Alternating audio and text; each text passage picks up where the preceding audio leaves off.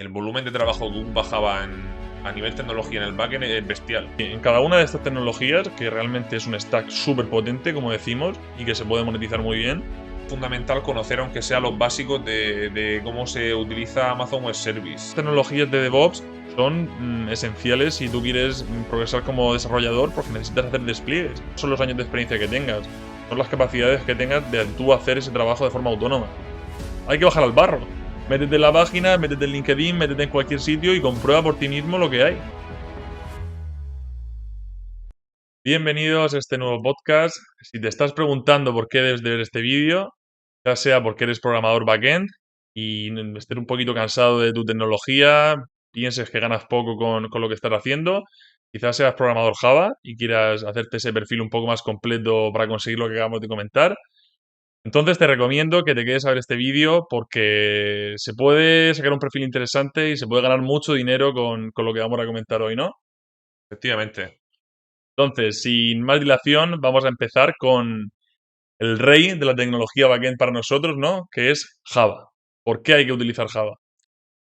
Buena pregunta, buena pregunta. Y bueno, yo creo que las respuestas son varias. La primera es la tecnología más utilizada, la es la que más se utiliza con diferencia. La segunda quizás sea la tecnología más longeva, ¿no? De backend.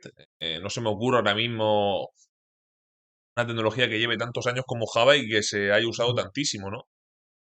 Parece muy, muy bestia lo de Java. Y la tercera, quizás seguramente sea que actualmente la moda en el desarrollo backend son los microservicios, ¿no? Y bueno, Java ahora mismo tiene un framework para desarrollar microservicios que es una bestia, que es, bueno, de hecho ese es el segundo punto, me adelanta un poco. Sí, antes de entrar con ese framework, Mm, a mí me gustaría decir de Java que al final la comunidad de gente que tiene detrás es gigante, mm. que no paran de sacar versiones estables, que hasta las empresas les cuesta seguir el ritmo de Java de cara a subir versiones y que aportan valor y que añaden funcionalidad nueva interesante. Y que es una tecnología también por mi experiencia que una empresa la usa, por ejemplo, si yo he estado en empresas, en proyectos que han desarrollado su proyecto con Java 7 a lo mejor, y, y luego a la hora de hacerle un lavado de cara, ¿no? Al proyecto y hacerlo con tecnologías más modernas, han optado, por ejemplo, por un Java 17 para volver a desarrollar su backend. Así que es claro, si alguien usa Java y realmente lo utiliza para desarrollar una aplicación, seguramente a la hora de actualizarla, vuelvo a utilizar la misma tecnología. Sí, sí, no. Suele pasar con otras que a lo mejor tienden a ir a Java, que pasan de otra tecnología más antigua, pero en el caso de Java sí se tiende a pillar esa tecnología más, esa versión, mejor dicho, más moderna. Entonces, es una gran apuesta. O sea, Java lleva la vida, como tú decías, y por mucho que la gente quiera que caiga, va a seguir ahí por muchos años. Entonces, si estáis dudando entre qué lenguaje de programación empezar a aprender, yo iría por ahí porque también al final te enseñan mucho esos basics que hemos comentado en otros vídeos de la programación. Te enseña un montón de programación orientada a objetos que realmente es de los paradigmas más utilizados, por no decir el que más se utiliza. Totalmente, porque es una forma al final muy, muy intuitiva de programar, muy modular, muy facilita. Realmente es de las primeras asignaturas que se ven en la carrera, Java. Sí, Y es que es un lenguaje realmente que es eso, que es agradable empezar con él. sí, esa programación orientada a objetos, para el que no lo sepa, te traslada el mundo real a código, ¿no? Mm. Entonces, es muy intuitiva de cara a aprender. Totalmente. Entonces, pasamos a ese gran framework que habíamos anticipado antes. He hecho el spoiler antes, ¿no? Spring Boot es un framework que te da la oportunidad de crear microservicios de una forma muy sencilla. De hecho, tiene esa plataforma, no sé cómo llamarlo, esa herramienta que se llama Spring Initializer, que es una web que en cuestión de 1 minuto, 2 minutos, te genera ese proyecto y lo puedes lanzar en nada de tiempo. Sí, es súper cómoda. Yo cuando empecé a utilizar Spring, eh, mi primer proyecto lo creé con esta web. Y es alucinante como te crea realmente todo ese caparazón, ¿no? De primer proyecto. y realmente puedes arrancarlo y ves cómo funciona en cuestión de eso, de 1 o 2 minutos. O sea que eso está muy guay pues para eso, para empezar a trastear con este framework. Dicho esto, es denso en el sentido de que si profundizas, puedes llegar a profundizar hasta el infinito, prácticamente, hasta la fosa de las Marianas. No, no, no. O sea, Spring Boot, digamos que te agiliza mucho la vida para trabajar con Spring, pero si realmente os ponéis a indagar y a rascar lo que hay por debajo de Spring, es una verdadera locura. Yo he hecho una formación oficial con VMware, que son ahora mismo los que tienen la propiedad del software, y es una locura lo que hay por debajo de Spring, ¿eh? Cuesta entenderlo, ¿eh? Cuesta entenderlo. Dicho eso, recomendamos que vaya a trabajar con esta tecnología, eso, lea documentación, haga esa certificación que tú comentabas también o cualquier otra, de cara a intentar especializarse y entender lo que pasa por debajo, que es muy interesante siempre. Totalmente. Y otra cosa, Nacho. Para la gente a lo mejor que nos escuche, que no sepa tanto de lo que estamos hablando. Cuando hemos dicho que Spring Boot nos utiliza la vida a la hora de crear microservicios, la gente a lo mejor se pregunta, oye, ¿qué es un microservicio, no? Pues muy buena pregunta y para el que no lo sepa que es un microservicio, lo diré en una frase. Es lo que te va a hacer ganar más dinero. ¡Ojo! Literalmente. Yo cuando, cuanto me di cuenta de lo que hablábamos en otros podcasts, de crear el perfil completo, ver que hay en redes, en LinkedIn, microservicios era la palabra que iba asociada a los puestos con mayor dinero. Siempre. Entonces yo dije, bueno, ¿esto qué es, no? Entonces te das cuenta de que microservicios hay que diferenciar lo que es una aplicación típica, monolítica, ¿no? La aplicación de toda la vida, que lleva toda la funcionalidad dentro de esa misma aplicación, y lo que es una aplicación basada en microservicios. Un ejemplo muy facilito, un e-commerce, ¿no? Mm. Un Amazon, una página web, lo que sea. Cualquier aplicación monolítica, como comentábamos, tiene toda esa funcionalidad. Entonces, una aplicación de microservicios, pues podría tener un microservicio de forma modular, son módulos, dedicado únicamente a autenticar al usuario. Otro microservicio dedicado al catálogo de productos. Otro microservicio dedicado al tema de tramitar pagos. Entonces, de esa forma se separa la funcionalidad, se le da mayor escalabilidad de cara a poder avanzar en el proyecto, porque tú si tienes que hacer alguna modificación no tienes que volver a subir todo el proyecto, impactar, simplemente quitas este módulo o modificas y subes uno nuevo. Y dicho esto, no siempre es la mejor solución, porque mucha gente, quizá en proyectos que sean más propios, si te vas a poner a hacer una aplicación de microservicios, ten claro que también va a llevar sus costes de complejidad, porque lo más sencillo es hacer un monolito si no requiere tu proyecto eso. Sí, efectivamente, el tema de microservicios, realmente cuando se planteó este tipo de arquitectura, era para efectivamente separar de proyectos muy grandes funcionalidades muy demarcadas y que esa funcionalidad en sí misma es un proyecto. Entonces, de ahí surgió esta arquitectura. Entonces, Para, sí, hay que diferenciar eso de hacer un microservicio para dos para, líneas de código, porque total- eso añade una complejidad entre la comunicación, sobre todo, que era el siguiente tema en cuanto a las siguientes tecnologías que debemos conocer, ¿no? ¿Qué forma de comunicar los microservicios tenemos? totalmente. Al final tenemos varios microservicios, como te has explicado en el ejemplo de e-commerce, que la verdad es que es muy bueno. Pero ahora, cómo se comunican estos microservicios entre sí? Pues tenemos varias maneras, ¿no? Quizás la más conocida ahora mismo, la que más se usa, es el tema de la gestión de colas asíncronas, que Ujú. es la tecnología más famosa ahora mismo que se está usando con Java es Kafka, ¿no? Kafka, el autor de la Metamorfosis, ¿no?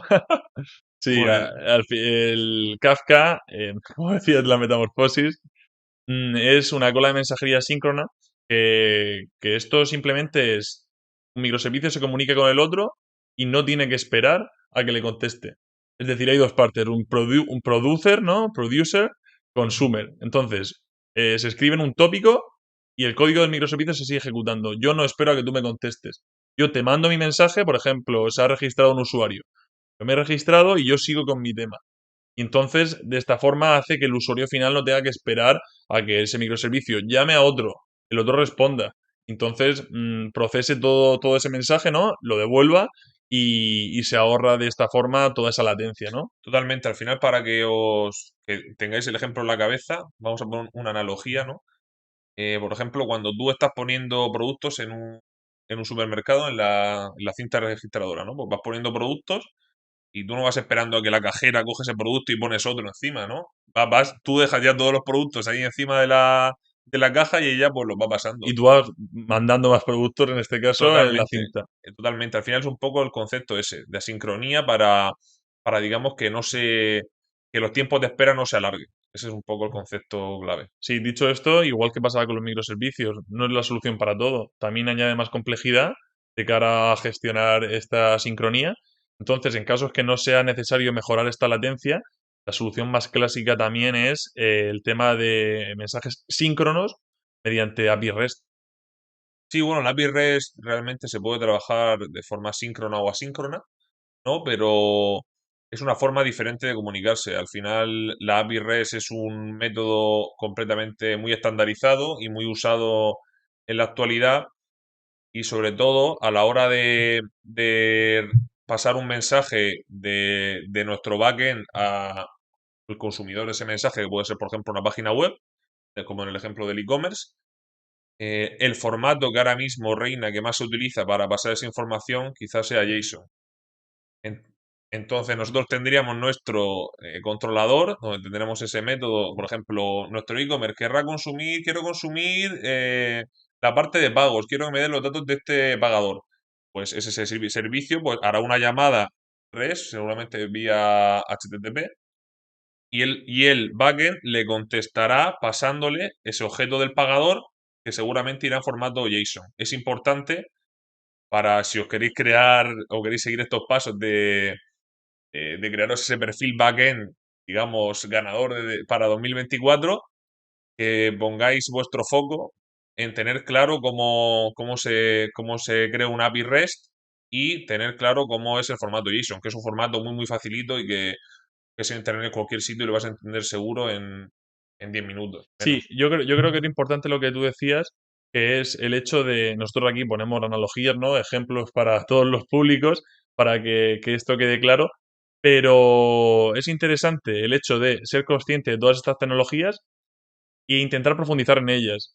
O sea, no saber lo justo, intentar ir más allá para tener ese perfil y luego poder, que nos pueda dar resultados de cara a sacarle rentabilidad con una nueva oportunidad de trabajo. Totalmente. Y dicho esto, otra habilidad que necesita el programador backend supremo de 2024 es tener conocimiento de la gestión de dependencias. Concretamente, tenemos nuestro caso base con Spring Boot y con Spring Boot se utilizan dos gestores de dependencias. Bien Maven, que se utiliza a través de la tecnología XML, tenemos un fichero XML, ¿no? ¿Mm? Otro POM XML y ahí se declaran todas las dependencias. Eso es. Y por otro lado está Gradle, que yo no sé si tú lo has Yo no he utilizado. utilizado Gradle, yo solo he utilizado Maven y me manejo muy bien con él, pero con Gradle no. Yo sí lo he utilizado alguna vez y al final es muy similar a Maven. Sí que es verdad que cambia el formato, esta vez no es un XML, es un fichero punto .gradle, creo Ujú. recordar, porque yo sí lo he utilizado, eso lo he utilizado en un proyecto y la verdad es que está muy bien, es muy rápido y sí que es verdad que el fichero es un poco más resumido que los ficheros XML, POM, XML, que al final son un poco más largos. Pero bueno, los dos son muy utilizados y si aprendéis cualquiera de los dos, seguro que, que podéis aplicar ese conocimiento. Sí, yo doy mi opinión dentro de Maven, que es el que he usado, y realmente entender bien ese POM XML se hace altamente complejo, ¿no? Hay muchísimo por detrás, entender las dependencias, dónde se suben, repositorio remoto, repositorio local, saber meterle bien la versión, el fichero settings. Lo que decía antes, intentad profundizar en eso porque os hace un poco marcar la diferencia entre ser una persona más senior o no. Yo lo digo siempre, no son los años de experiencia que tengas, son las capacidades que tengas de tú hacer ese trabajo de forma autónoma. Entonces, esto me pasaba un montón al principio de no saber hacer compilar el proyecto o ejecutarlo y necesitar a una persona más senior que me auxiliara porque yo no era capaz de hacerlo porque no entendía cómo iba Maven. Sí, al final es muy importante ese punto que has dicho de intentar ir un poco más allá y entender realmente cómo funciona la tecnología que estás utilizando, más allá de simplemente ser un usuario y simplemente hacer que funcione. No, un pasito más allá, si lo comprendes, realmente es cuando vas a ser capaz de trabajar de forma autónoma y cuando vas a subir de nivel ahí realmente. Sí, en cada una de estas tecnologías, que realmente es un stack súper potente, como decimos, y que se puede monetizar muy bien, lo fundamental realmente es que tú seas capaz, como tú has dicho, de profundizar en ellas y de ser independiente. O sea, que no es tanto la tecnología, sino como entenderla y saber cómo utilizarla a tu favor, no simplemente usarla y no saber qué está pasando. Dicho eso, pasamos a la siguiente, que es, te voy a dejar que la expliques tú porque quizás sea donde yo vaya más flojete, que es tema cloud. Tema cloud, se usa muchísimo estos últimos años para atrás. Muchas empresas, muchísimas, están migrando su tecnología on-premise, que se dice, o sea, tecnología que ellos tienen en sus propios servidores, ya sea de forma local o que lo hayan contratado de otra empresa o tal, lo están migrando todo hacia la nube, hacia el cloud.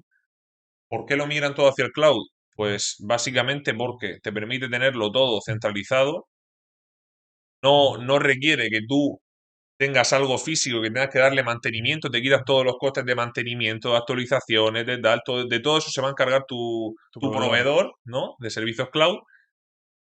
Esos son dos Sí, sí. ventajas muy diferenciales Yo completamente. creo que más que el ahorro económico es el ahorro de dolores de cabeza que puede dar esto a las empresas, ¿no? Delegar esta gestión, que como tú dices puede llegar a ser brutal si el proyecto es de una larga envergadura.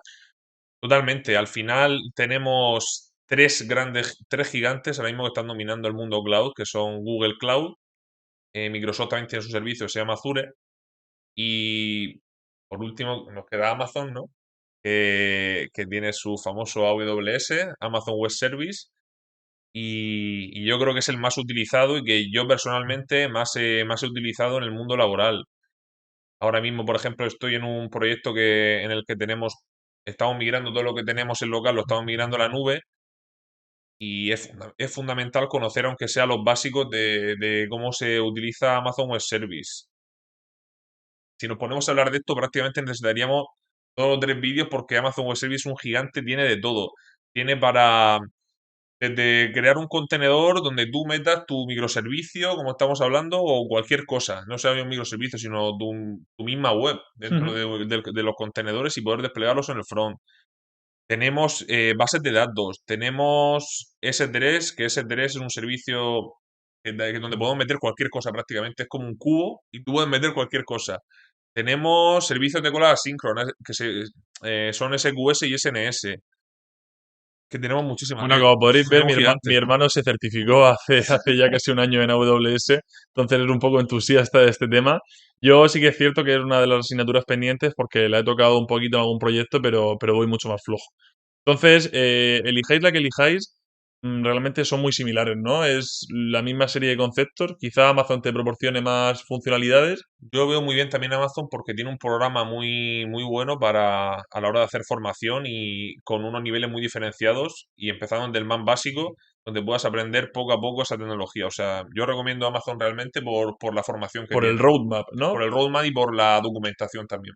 Mm, Pues dicho eso, nos quedamos con AWS como esa tecnología. mm. Pero bueno, que sepáis que si habéis tenido experiencia con Azure o Google Cloud, que sigáis a full con este tema de cloud porque va a ir para largo. Y relacionado con esto, vamos a la siguiente tecnología, que no es una tecnología como tal, es el tema de DevOps, que es como una metodología más que tecnología, es una forma de tratar el software. Es decir, mediante el CI/CD, integración continua y deployment continuo, nosotros tratamos siempre de entregar software de forma recurrente, no esperar meses a que el proyecto esté acabado y ya entonces es cuando se hace un despliegue, ¿no? Para los más novatos o que no entendéis muy bien este concepto, básicamente de lo que estamos hablando es de tener, digamos, una pipeline, perdón, como él ha dicho, que básicamente una pipeline que es como una cadena de montaje. Es una cadena de montaje automatizada en el que nosotros tenemos nuestro software en desarrollo en nuestro local y podemos llevarlo rápidamente a cualquier entorno, ¿vale? O sea, es automatizar ese proceso. Es como el Callejón Diagón, ¿no? Podríamos decir de Harry Potter, quizás. Se podría decir, sí. Entonces, súper importante meterse en ese tema de DevOps.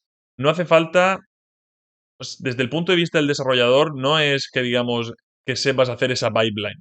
Lo que decimos es que sepas utilizar las herramientas que un equipo concreto de DevOps te ha dejado y si has tenido la suerte de participar con ellos, pues bueno, mejor que mejor.